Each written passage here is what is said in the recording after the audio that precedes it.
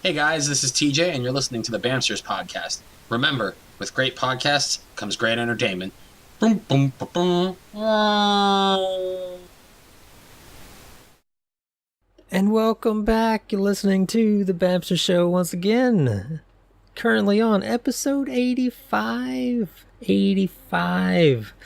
And as you know, I'm Jolly Roger, and I'm accompanied by Draconis. What's up, brah? Hey, buddy, how you been? Oh, it's good. It's good over here. Like, it's pretty good.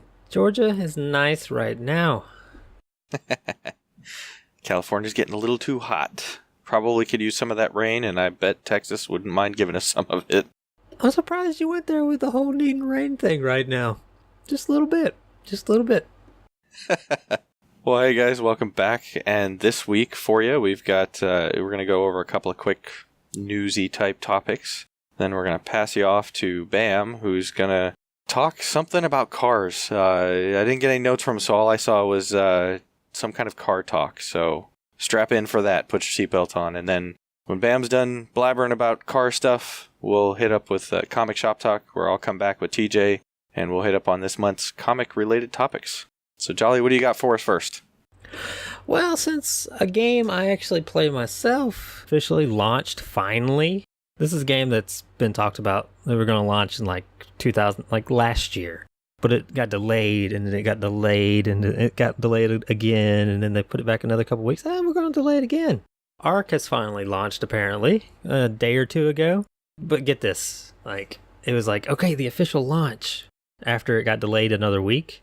It was supposed to happen, so they took all the servers off, and they were going to reboot them. It was like another day that they couldn't figure out how to get the servers to come back up.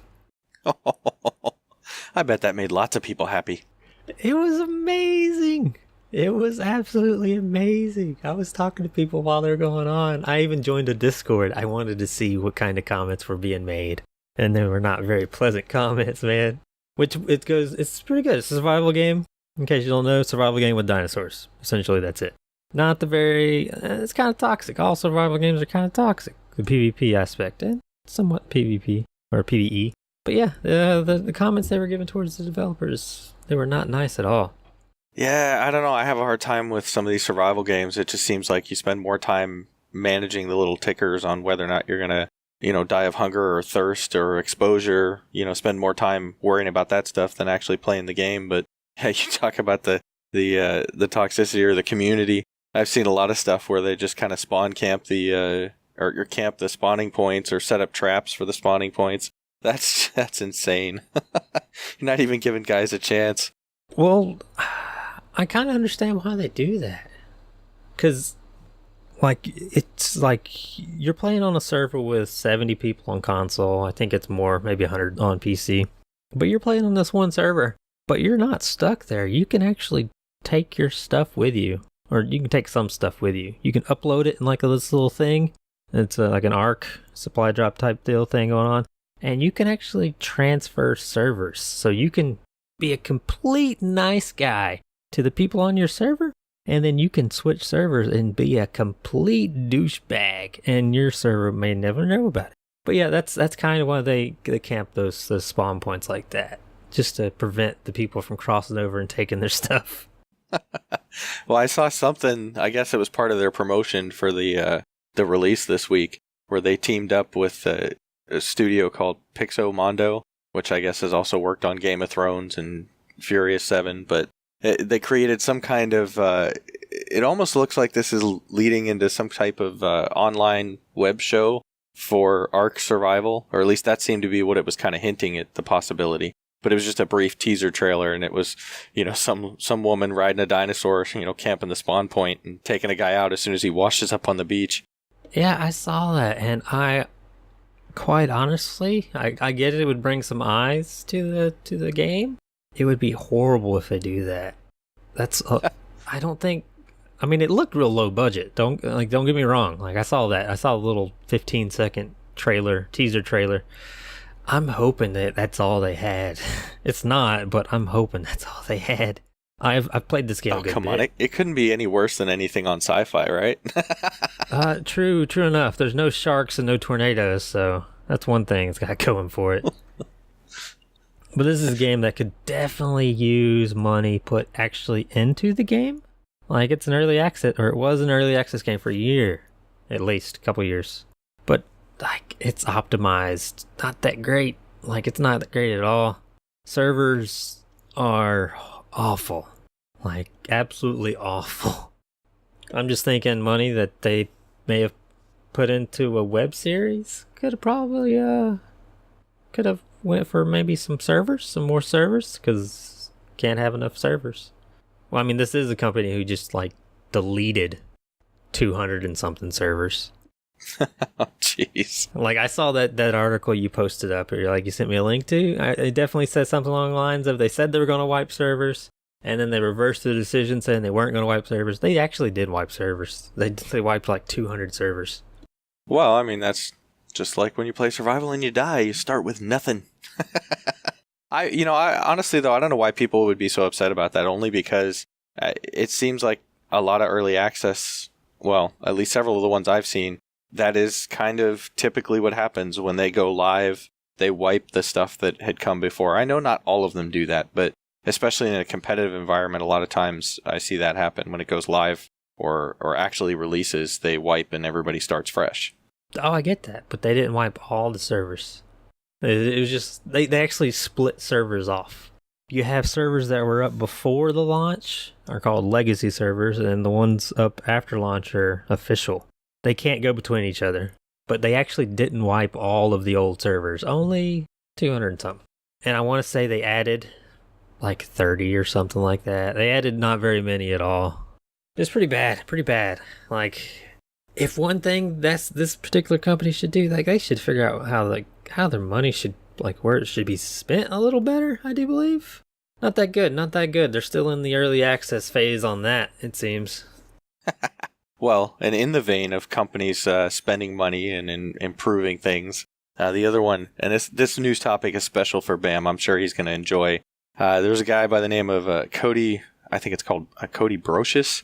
Basically, he was going through some data mining, some code on the Nintendo Switch, and has found some lines that refer to possible VR mode. And I called it before the Switch came out.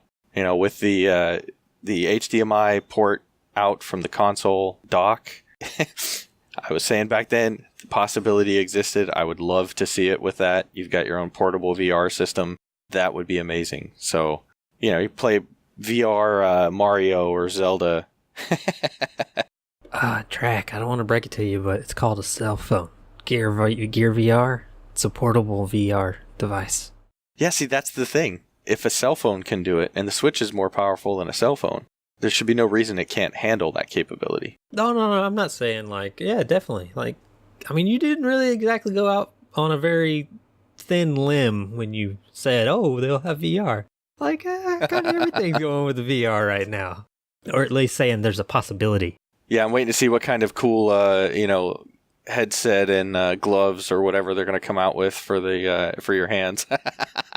Oh, man. I'm picturing that, too.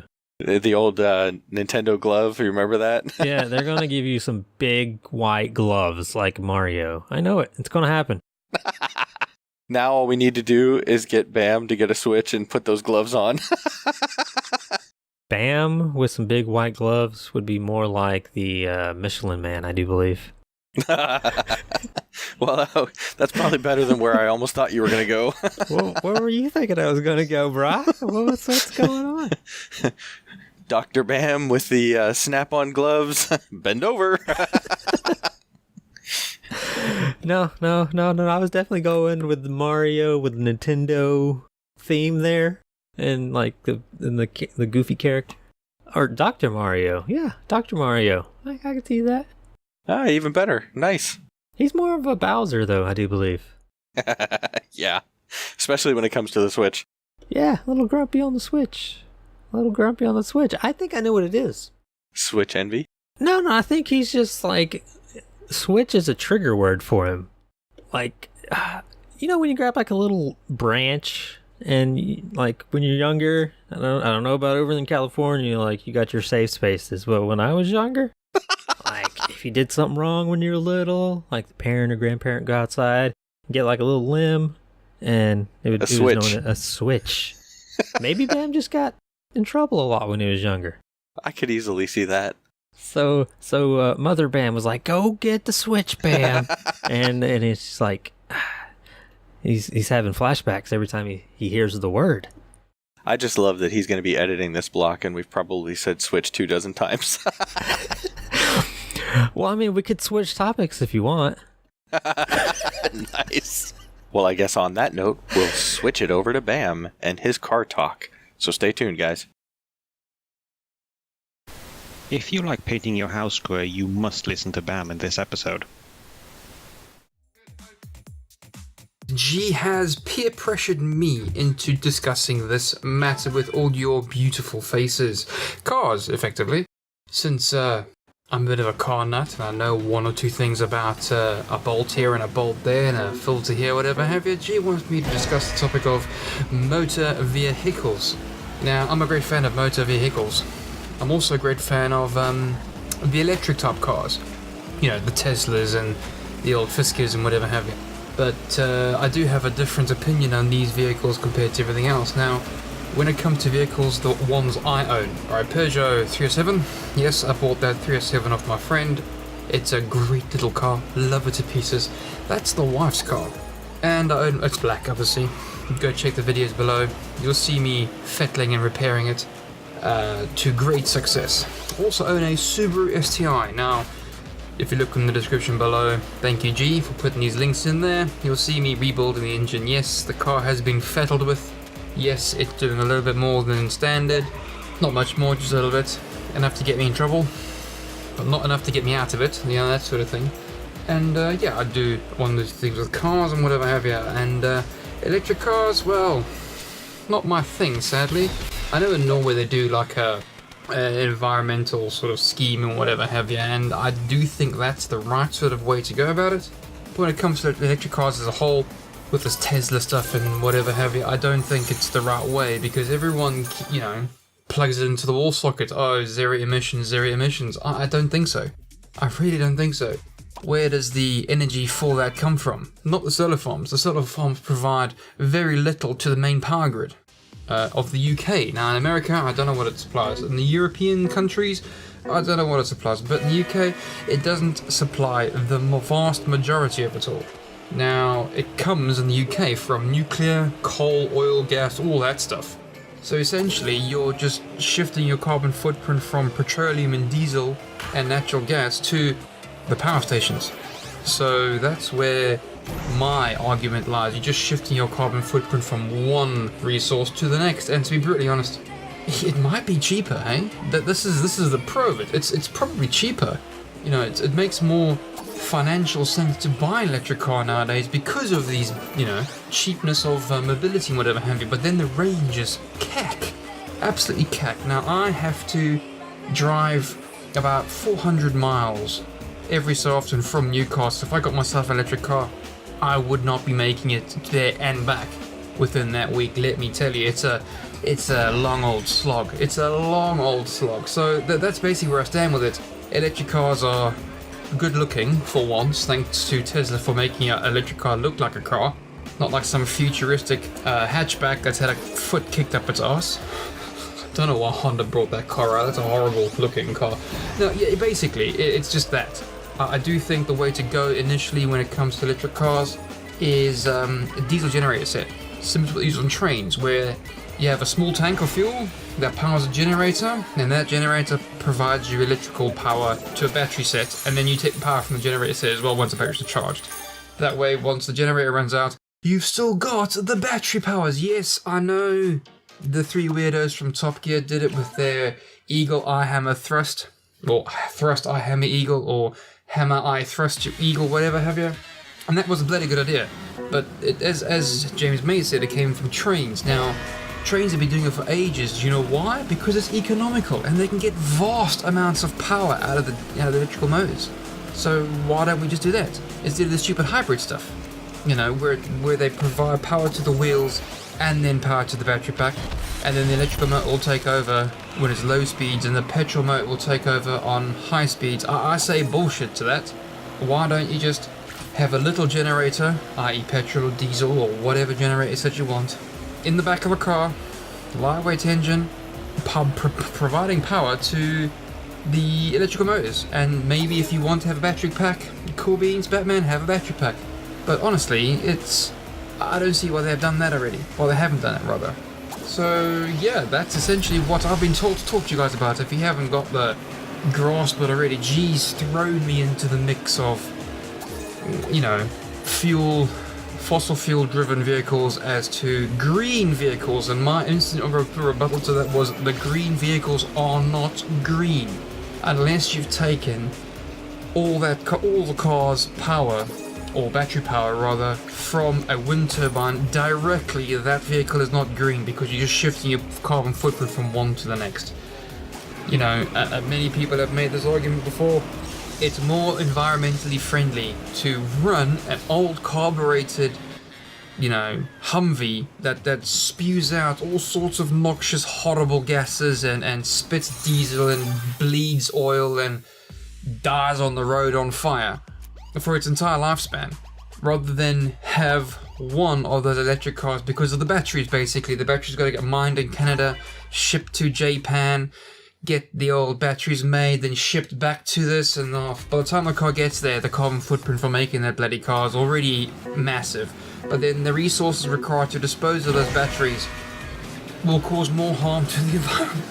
So there's just no win-win. I believe it was Jay Leno who said electric cars are great. They're gonna make us enjoy the petrol-powered cars more, similar to what motor vehicles did for racehorses. I think he it wasn't necessarily his entire quote, but you get the idea what I'm getting at. So yeah, that's my opinion on things. I am a full-blooded petrol head. I do like to tinker with my old spanners and have emotional bursts of anger when the bolt don't want to come out, and then end up snapping the head off, and then I have to, be very frustrated and draw the bolt out, and then re-tap it with a thread. I've done that once or twice, let me tell you. Right, so yeah, basically that's it. It's that discussion. G said, Bamm, you're the Donald Trump of the Bamsters. You're very opinionated and mostly wrongly. So go and tell these people on what, where, and how, and make sure they listen. And I'm like, gee, I don't think they will. This is a topic being... So yes, guys, that is the long and short of it. G's tried to wind me up already by saying, Bamm, you're archaic, you're with the old technologies, get with the new technologies, you can just have the same experiences, you can feel the power, it's just a constant speed. But the problem with driving the cars I do, and especially with a Subaru, is that you're part of the majesty of it all, if that makes any sense. You're part of the experience. You change gear, you accelerate, you hear the power, you feel the noise, and it just makes you feel like a 10-year-old child. And ultimately that's what you want. Getting into these electric powered cars, now I've driven a Leaf, it is oddly silent, and there's no theatre about it. So yeah, thank you G for forcing me to talk about this topic, and I hope you appreciate the fact that I didn't go on a rant and rampage about how the green guys are idiots and how the fossil fuels still the way ahead, sadly. Yeah. There you go, G. Done. So yes, guys, that's ultimately my thing. Until the green is completely green, I don't think I'll change over. Unless I'm made to by Her Majesty's Royal Government. So yeah, that's where I stand, guys. That's where I stand. Much love to all your faces, and I'll see you later. Cheers, boys and girls. Bye. The Bamsters rated our show. Like, comment, and subscribe. Do it. Bacon commands you.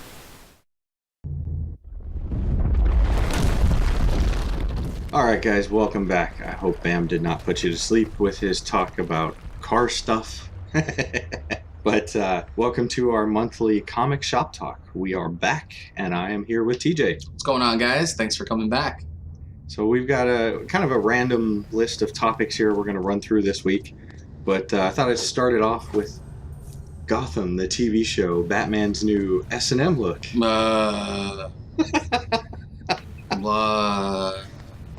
Well, basically, if we'll make sure there are some links to some of this stuff, but if you look up online for his, I think what they're calling his prototype suit for Batman, it looks like he hasn't discovered the bats yet. No, it looks like he might have discovered something else, though. They actually mentioned that in the article because they're talking about the fact that Batman or Bruce Wayne as an older person, how is he able to play the billionaire playboy so well? Like, so part of the concept, I guess, with this season is them playing with the idea that he's starting to give in him a little bit to enjoying life as a billionaire as a kid without any parents. Yeah, I don't know. I haven't been sold on Gotham from the start. The idea of doing a Batman show with all of Batman's villains without Batman and convincing everybody it's a Batman show makes me insane. So that already I'm not feeling that. But now we're kind of at a point where it's a Batman show, but without Batman. But he's doing Batman things, and he'll become Batman, but he's Robin's age. I just don't understand why I'm supposed to like this. I don't get it. And then this costume is just like, it really just 50 Shades of Batman? 50 Shades of Gotham. Yeah, 50 Shades of Wayne. There you go. 50 Shades of Wayne. No, I mean, to each their own. Obviously, people are going to like it, and that's fine. I don't know. For me, it does nothing. And I don't know, man. Hot Topic Penguin. When's he going to get chubby? I don't know. People love to romanticize Batman. And that's totally understandable because he is a character who has this range of allies and enemies that you can really kind of have Batman grow as a character, as a person, all of that. And the one thing that people like to romanticize about Batman more than anything is Batman's villains don't exist without him, right? There's always this idea that Batman created his villains and all that, which is nonsense. But this show totally negates any of that. I think conceptually, at least at first, the idea sounds interesting. I think in some ways where they kind of messed up, if you're going to bring Batman in at this age, then the villains that are his age when he's older should be his age now. So the fact that they used Penguin... would mean using common sense. Well, I know, but the fact that they used Penguin I didn't see as such a huge deal because at least Penguin always looks so much older than Bruce Wayne in the comics anyway, so he should be older. It's more about how pretty he's supposed to be. I guess he lets himself go at some point. As do we all. Oh my. But, I didn't have a problem with Selina Kyle. I didn't like how they changed Ivy because all of a sudden Ivy went Selina should be his age, that's fine. Yeah, and so should Ivy because Ivy was about the right age you would have thought. Mm-hmm. And then all of a sudden now she's an adult. But how does that work when he grows up in, 15 years and is They appropriate? Don't know what they're doing. So I don't know. I know I realize it's not for me and that's fine. But it's the same problem that I had with Smallville. They want to be able to have all of the things that make superheroes without actually doing a superhero show. And for me, that stuff never works. I actually really enjoyed Smallville. My only disappointment or biggest letdown with that, and I don't care what their excuse was, I get that while the show was on, they were trying to focus on the character more of Clark than of Superman. And at the very end, when he actually dons the cape, that was probably one of my biggest letdowns for superhero shows is I thought they had done a really good job. Yeah, they had some highs and they had some lows, but overall the series was pretty enjoyable. And I don't think they could have cast a better Clark Kent than Tom Welling. He definitely looked the part. It was great. But at the very end, to just cut to some shot where it's off in the distance and it's some CGI thing of Superman, even with their explanation, it was very disappointing. It would have been nice to actually see Tom Welling don the costume, even if it was just for a momentary scene before he flies off. Yeah, and not the Superman Returns costume. The Superman costume. The difference between doing a show about Clark and doing a show about Bruce is there is no difference between Superman and Clark Kent. They're the same guy. There is a clear-cut difference in who Bruce is as Bruce and who Bruce is as Batman. And you can get a lot of difference in that. But Clark is always the same guy. it's not the super that makes him Superman, it's the man that makes him Superman. But at the end of the day, half the series is in Metropolis, and we're still calling it Smallville. Yeah. That was a little... But yeah, it's just I don't know. Again, it's always the problem with we want to do it. We want to do our own thing. We want to not do superheroes, but we're going to take it from the biggest superhero franchise ever. Like, well, I think probably the whole thing about them moving to Metropolis, I think I don't know, I wasn't in the writing room, I wasn't part of any of the planning, but I would guess it was probably one of those deals where when the concept of the show was pitched, everybody loved it.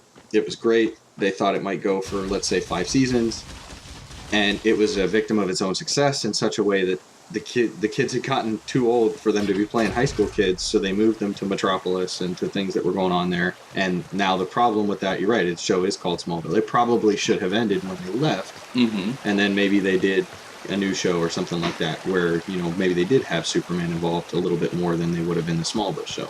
The Daily Planet is what you call it. There you go. I'd watch that. I know. You're welcome. So, from our own little controversy here, moving on to one that was pretty big this last weekend online, I'm going to call him Ed Skrein, because I know with German names, the IE combination, I know this because of my last name, and I lived in Germany for a bit, but with the IE combination, it's the last letter that you hear. So I know everywhere I see online, they call him Ed Skrein. But if it is a German last name, I think it should be Ed Skrein. So I'm going to call him Ed Skrein. He actually stepped down. He had been cast as a character. It was announced. Then there was this huge backlash online because the character he'd been cast as was an Asian dude, and he's not. Yeah. No, he did the right thing. It's like everywhere in the world. You get one person who does the right thing, and other people will follow suit. It took, in the words of Mick Foley, testicular fortitude to do something like that. But you set the chain of motion, and hopefully people will follow suit. I'm all about adaptations looking like the comics. There are some things that work, there are some things that don't, but this is one of those times where you had a real opportunity to do something right, and I guarantee that they'll find a way to use him in the sequel to this Hellboy franchise at some point in another role because of that. So, do good and be good. Well, and the guy, he earns a huge amount of respect for that, because yes, he's been in some bigger films, but it's been more, either villain role or supporting role. So it's not like he's Tom Cruise out there writing his own checks. Yeah. He's a working actor. Yeah, he's still looking for work and stuff. So huge amount of respect for something like that. And I completely agree. Absolutely, whenever possible, the characters in the comics should, as much as possible, represent the characters on screen should, as much as possible, represent the characters in the comics. There was another thing that I saw online that was talking about Chloe Bennett from Agents of S.H.I.E.L.D., where somebody was giving her a hard time because she had changed her name for acting. Yeah, from Chloe Wang to Chloe Bennett. And she pointed out the thing. It's like, look, this is how Hollywood is. I had to pay bills. But now she's using her platform to do the same kind of thing where he is, where bringing attention to this so that this kind of crap doesn't have to keep happening. She did the right thing. It sucks that she did what she had to do, but you do things like that so other people don't have to. Right. That's the point. Yep. So, hopefully with things like Chloe Bennett and its grind, hopefully actors will continue to do these kinds of things, and then the people casting them will actually man up and do the right thing. For sure. Moving on from more serious topics into something a little more fun, I'm pretty sure we both now had an opportunity to go through the entire Defenders series on Netflix. Yep. I had some mixed feelings about it. I was definitely excited to get to see these characters online, especially Luke Cage and Iron Fist. These two guys, getting to see at least the on-screen version of how they're coming together. I felt a little, underwhelmed by the ending, like how it all ended. But what were your thoughts on it? I loved it. I loved it. It wasn't perfect by any stretch, but was it entertaining? Yeah. Was it fun? Yeah. Did I get superheroes that I wanted to see on screen together, teaming up with one another? Yeah. Anybody who listens to us knows I'm a huge Spider-Man guy, but my second favorite Marvel hero tied is Power Man and Iron Fist. So seeing the two of them in the restaurant together, and you're starting to see that chemistry between the two of them after them fighting one another and the misunderstanding, and you're starting to see their two separate worlds come together is awesome. You can see that Finn Jones has become more comfortable as the character in Defenders than he was in Iron Fist, and I think a lot of that has to do with a lot of the work on Iron Fist, the showrunners on there, all of them, it just seemed uncomfortable with the material. And that's a bummer because Iron Fist is such an interesting character, it's such an interesting franchise. And when you really go back and you dig deep and research the character, Iron Fist is one of the early progressive characters in the Marvel Universe. Black co-star, black girlfriend, first biracial Marvel character to be a co-star in a book. First biracial Marvel character, period, was in Iron Fist in Colleen Wing. So there are so many things about Power Man and Iron Fist that people are looking for out of this show that the show didn't necessarily do, but now there's an opportunity to, because you have these characters together. The reason why I like the ending for Defenders, and I know, again, the stuff with the hand was a little wonky. It seemed like they didn't really know what they were doing with, like, Sigourney Weaver and all them, although Madame Gao can be in every show forever, because she is hands down the best character in all of those shows. She was really amazing. Awesome, and I totally buy her. I every time she's on screen, I am more engaged by her than almost anybody on all of those shows, and that's really cool. Yeah, she did an amazing job. Yeah, so I'm with that. There was a little toughness to it, but the Daredevil Elektra stuff was great. It was nice to see Jessica Jones become a more well-rounded character and not just cliche after cliche, because she's a tough character to do that with outside of comics. So that was cool. I'm wearing my Iron Fist t-shirt right now, so I love those two characters. I loved seeing them together. I've had this vision in my head for like the last 15 years where my dream Power Man Iron Fist movie is written by John Singleton and directed by Quentin Tarantino, because it would be the greatest freaking movie ever. But because I'm never going to get that, I'm happy with where we're at right now because there's room for improvement. Spoiler alert, if you haven't finished the show, don't listen to what I'm about to say. But hell yeah, we're getting Misty Knight's robot arm. Yes. So that's boss. Yeah, which means we're totally going to eventually get the Daughters of the Dragon, Misty Knight and Colleen Wing. So all of this is great. It doesn't necessarily work out the way you wanted it to in the beginning, but there is a clear direction for where they're going with this. And I'm with it. Plus, Fall from Grace, one of the greatest Daredevil stories of all time, is going to be season 3. So how are you not hooked? Well, and I think one of the amazing things with them bringing these shows together like this is the possibility that now that they've introduced these characters to each other, these characters can show up in the seasons of each of the other shows. Totally. So you can have a lot of crossovers and mingling and whatnot. And one of the great things that, I don't know, it was necessarily subtle, I guess maybe if you're not paying attention to it, maybe you don't catch it, but the mixing of the music and how they mix the different themes and types of music and whatnot that would come in. Well, for me who grew up in New York especially, I loved how hip-hop heavy both Luke Cage and Iron Fist was. That's some great music.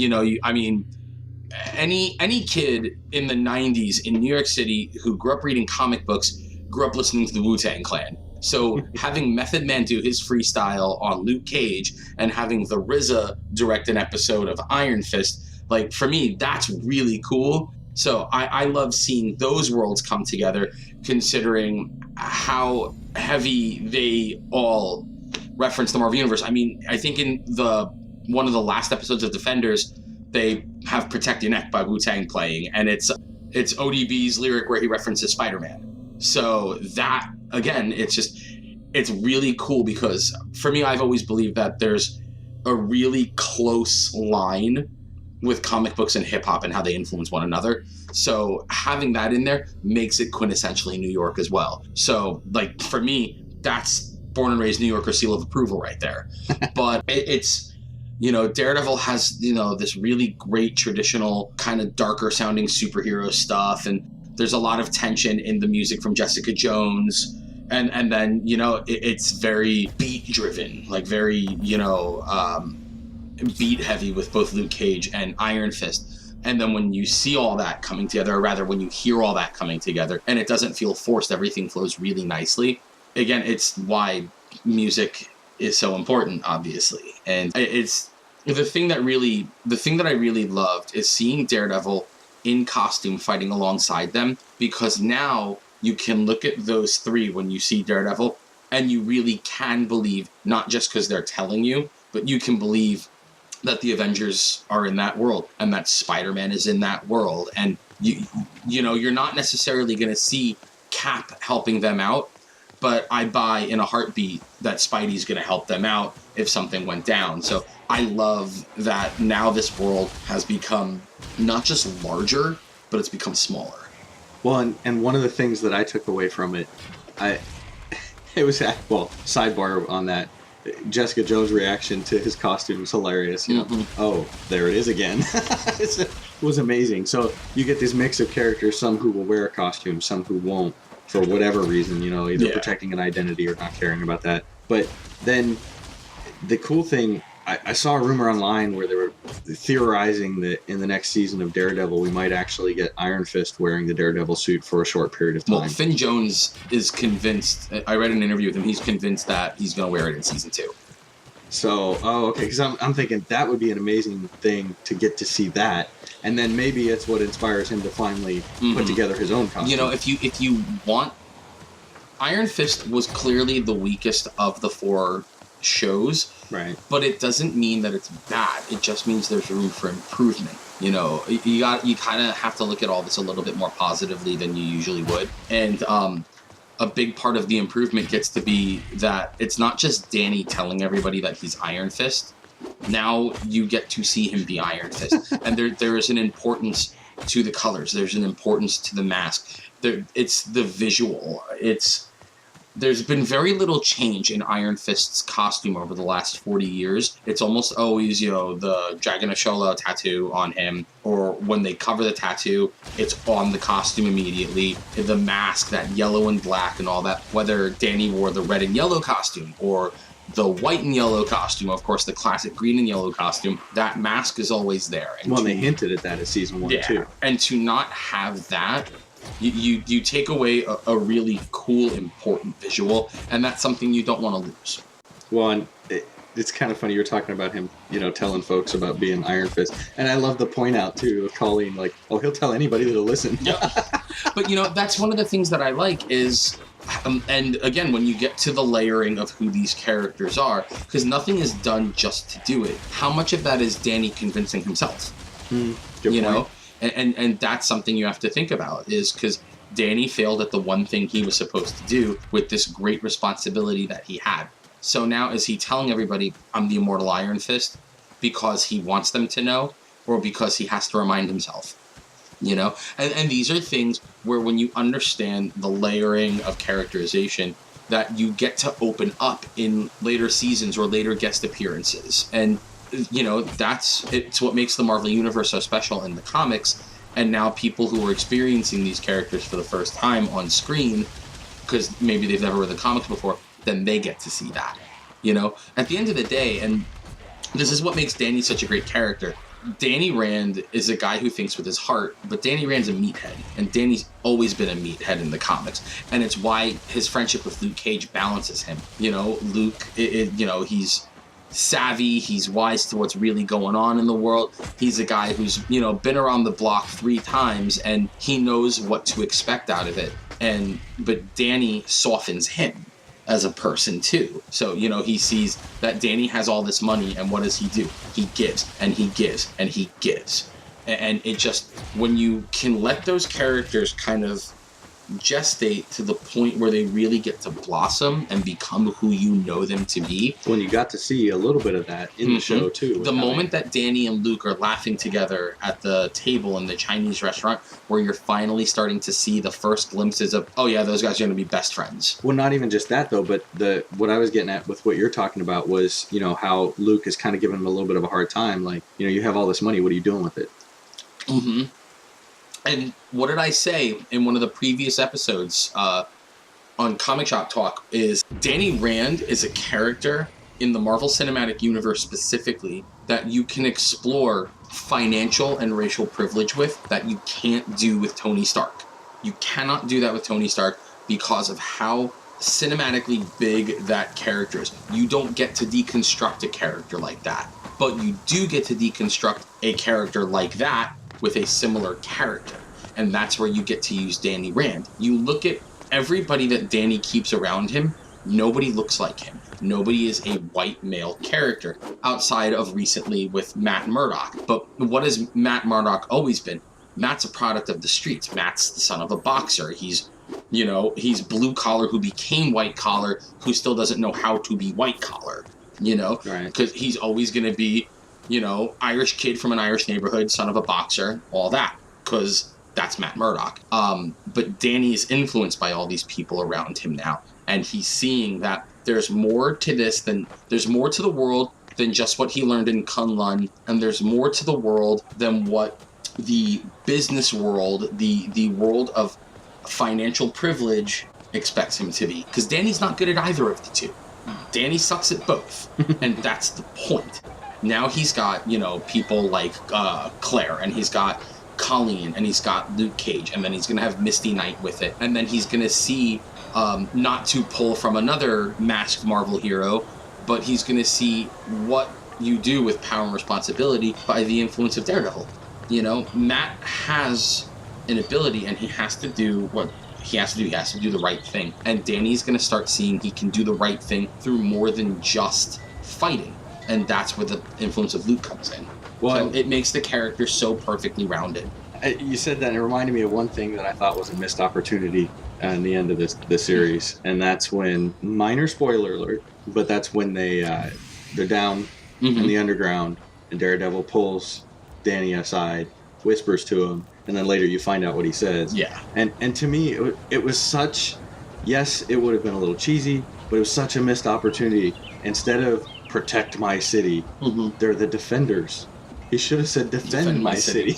Well, fun fact for any of you who might not remember, during the Civil War comics, around that point in the Marvel Universe, on 2005, 2006, any scene that you see Daredevil in Civil War is not Matt Murdock. That's Danny Rand as Daredevil. Right. There is a precedence for Danny wearing the suit. At the point, there was a point for a while. Danny was going around as Daredevil for Matt. Matt's identity had been exposed and all that. So Matt and Daredevil had to be two different people. So it was, there are only two guys who can really truly mimic what Matt can do as Daredevil, and it's Iron Fist or Spider-Man. And they've both masqueraded for him at one point or another. But there's a lot of room to play with, again, with these characters as you let them blossom. And I think Danny did the most blossoming because he needed to. So it wasn't perfect, but I mean, was it a grand slam? No. Was it a home run to win the game? Sure was.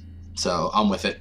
Well, and you'd mentioned a few minutes ago, you were talking about Tony Stark. And so, in my mind, part of what comes up with that is there's always, every time a new movie comes out, people seem to start talking about, how many more times is he going to be in this role because of contracts and money, and especially his age. The thought is that Marvel's going to have to kill off the character because he's getting too old to play the part. They're going to end up killing off the character. So in my mind, that is an option. Killing off the character is a possibility. It allows for them to explore other characters that might not have made it to the big screen because they're so focused on these that are already popular. However, my argument against them needing to kill the characters off, though, is, and I'd be totally fine with them making them to like a smaller role within the cinematic universe. But even if those characters are not played by the same actors, guys, we've been living with Bond. Nobody's ever batted an eye when a new guy plays James Bond. Yeah, it's a little weird during maybe the first half of the film, but then you accept this as the new James Bond and you move on.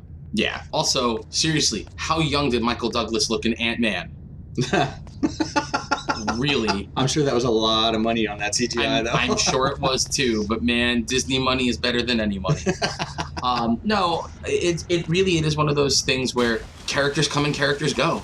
I'm okay, and this is where I'm totally selfish, and I'm fine with being selfish because whatever. Sure, Iron Man may go sometime. Cap may go sometime, but we got a young Spider-Man, and I'm gonna have him forever. But no, all jokes aside, obviously, the point of these characters not being around is to create new stories. When Brian Michael Bendis and David Finch did Avengers Disassembled in 2002, I believe it was, the point of that was to destroy the classic Avengers team and come up with a new concept. I mean, Hawkeye dies in Avengers Disassembled, the Vision dies, Jack of Hearts dies. All these characters are gone, and in the ashes, in the wake of this, Cap and Iron Man decide there has to be a new Avengers team. And who becomes the Avengers? It's Cap and Iron Man, and then Spider-Man, and Wolverine, and Luke Cage, and Spider-Woman, and Ronin, who turns out to be Echo from Daredevil, who becomes Hawkeye, and there's all this craziness. And yes, I said Hawkeye died, and Ronin, you find out, is Hawkeye, and there's a bunch of craziness, and it's awesome. If you've never read New Avengers, you absolutely should read it. But the point of this is, there are two famous quotes in comics that deal with the Avengers. There is, the whole, and there came a day like any other, where a great, the whole classic Avengers, and on that day the Avengers were born, that whole thing. Okay, I'm rambling. But then there's also another really famous one. Every time there's been a new lineup of the Avengers, the quote is always, the order changeth again. And there's always been all different kinds. The first time Captain America led an Avengers team, so remember, Cap Silver Age debut was Avengers issue 4. And Iron Man is still financing the team, but none of them know that. Cap finally leads the team after the classic members leave. Iron Man leaves, Ant-Man and Wasp, Thor. Hulk is gone in the book by like issue 5. Cap's first team that he leads is all reformed supervillains, because Cap's that guy. His team, who is it? It's Black Widow, it's Hawkeye, it's Black Knight, it's Quicksilver, it's Scarlet Witch. It's all former bad guys. So there's a lot of things that you can pull from the comics to tell new stories in these movies. You have a Spider-Man now. One of my favorite moments in comics is when Spider-Man became an Avenger, because it was the quintessential Spidey moment. Cap asks Spider-Man to be an Avenger. Spider-Man's like, oh, I'm a loner. That's just not my thing. It's like, oh, well, how's that whole loner thing working out for you? He says to Peter Parker with his arm in a sling and a black eye. And Peter's like, well, I guess this will be a good idea. I mean, hey, there's a paycheck with it, right? And Cap says, well, we're actually not government funded anymore. So, of course, Spider-Man becomes an Avenger, and there's no pay, because that's the Parker luck. But the point of this is, don't be afraid of this kind of change, because this kind of change creates really great storytelling. It's exciting, and it's different, and who knows what we'll get. I mean, I'm itching to see She-Hulk in a movie at some point. Oh, that'd be awesome. I can't wait for the idea of other characters that take on those positions, not those roles. I don't necessarily want to see Iron Man get replaced casting-wise right now, but I'm happy to see Tony step down, and then you bring in another Avenger, one we might not have seen yet. And that's the exciting thing. All of this is available now. All of this is possible. Well, and you already have Iron Man, and you have War Machine. Sure. How great would it be for them to bring in the newest Ironheart? Sure. There are so many different things to happen. You've got a young Peter Parker. Who's to say that he doesn't go to high school with Kamala Khan? There are all these different, there are all these things that are possible if you're just willing to say, let them tell the story. That's it, man. Well, I guess we're going to wrap this up with one last topic, and that is going to be what we've seen this past week or so for casting for the Titans. That's right, I didn't say Teen Titans. Because it's not. But the Titans. I'm cautiously optimistic. Anybody who knows me, the Titans are probably one of my 2 favorite teams ever in comic books. But I'm also really particular about how I like them and what I like about them, just because it's personal tastes, obviously. But we've gotten 3 castings at this point. We've gotten Raven, Starfire, and Dick Grayson. Now, they haven't said whether or not he's going to be Robin or he's going to be Nightwing. But if they're smart, just you start the show with him just becoming Nightwing. You could do flashbacks about him as Robin. You can have him in an argument with Bruce. You don't have to show Bruce on screen. but that's where you get the opportunity of Kevin Conroy voicing it with Bruce off screen. That'd be amazing. Right? There's a lot of cool things you can do with this. I'm a Like little... a telephone call. Yeah. You know, who's to say that you can't have Alfred guest star in an episode, you know, and talking to Dick about what's going on. I mean, Dick had so many confidants. Superman was a big one. It's where he got the Nightwing name, obviously. So I'm not saying that you're going to get something like that, but the idea of Alfred coming into town to check on him because Dad essentially isn't, because both Bruce and Dick are so stubborn that, I mean, Bruce practically raised Dick after his parents were killed, and he still has a hard time telling him that he loves him like a son. So there's a lot you can play with there. There's a lot you can play with Starfire, and maybe her still kind of getting used to Earth culture and everything. Just, dear God, none of the Starfire vocal inflection from the Teen Titans cartoon, none of the this or the that. Just leave it on the cartoon. Leave it on the cartoon, and let Raven be a freaking horror movie. I think Brenton Thwaites is 28, the actor's playing Dick Grayson, and Anna Diop is 30, and the actress who's playing Raven, her name is Teagan Croft. I believe she's 14. I think she's like full on like kid. Let her be a horror movie. Like, when the moment you get Trigon and all that, like full on, let that be horror, you know? But I'm excited about who's possibly coming next. There's they still haven't cast Beast Boy yet, who is in the show. There's talk about Hawk and Dove and Donna Troy. But one of the things that I think fans are really going to like about this show is that the team is almost predominantly female. So we're not going to see Cyborg. Cyborg, as far as DC is concerned, unfortunately, is not a Titan. No, he's not a Titan. Other than on Teen Titans Go, in DC's new continuity, which I do not agree with, Cyborg has never been a Titan. Cyborg has always been a founding member of the Justice League, which breaks my heart. But two reasons. One, Cyborg joining that second iteration of the Titans is not just important to Cyborg, but it's important to the Titans. But number two, Cyborg being a founding member of the Justice League in all these new iterations, it takes the place of the Martian Manhunter. And the Martian Manhunter is one of my absolute favorite characters, and he's a character that you can do so much with if you would actually, you know, let people. Do you think that maybe they did that because they were trying to put in a different character than one that was so similar to Vision? No, and here's the truth. It's because they wanted an African-American character. And that's totally understandable. But all you have to do, and this is me, Detective John Jones is black. And that would be really cool. But also, I've had this theory in my head, and it's DC, if somebody there is listening, greatest pitch for a Martian Manhunter series ever is he's got 8 different secret identities in 8 different parts of the country, and he's living as 8 different kinds of people. One, he's living as a man. One, he's living as a woman. One, he's living as disabled. One, he's Asian. One, he's black. One, he's Hispanic. It doesn't matter because it's Jean the Martian trying to learn all walks of Earth life by living as all different types of Earth people. So there's 1,000,002 things that you can do with this, which would be boss. So if you're listening somewhere over there, I got you. But there's so many ways to do Martian Manhunter on screen, but everybody's afraid to. Well, I guess we'll leave it with one thought or one question. Do you think we're going to hear Cyborg say "booyah" in the DC movie? Oh, absolutely not. That would mean it has to be fun. Well, no, I would love to see that. Here's my problem. Every shot we've seen of Victor so far, he is so like sullen.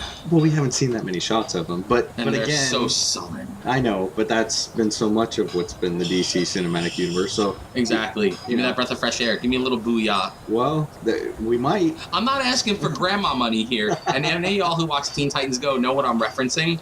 And I'm not even asking for him to steal Green Lantern's ring and make the Golden Girls. But man, at least one booyah, even if it's booyah. Something all Zack Snyder dramatic. Give me it, man. Something. All right, we're going to leave you guys with that. Hope you've enjoyed this episode and stick around for more in the future. Booyah!